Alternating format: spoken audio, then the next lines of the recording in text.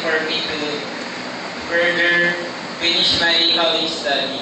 And sa mga nakasyo, I would like to take this opportunity to thank you, man, for giving me this scholarship, man. And also to your batchmates. Thank you very much.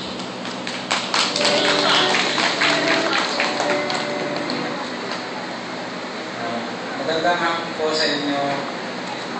Ako po lubos na nagpapasalamat sa lahat, sa ating pong presidente, sa ating pong principal sa high school, at lalo-lalo na po sa inyong batch 62 na pinamumunuan po ni Ma'am Mirna, sa inyong po mga kasama.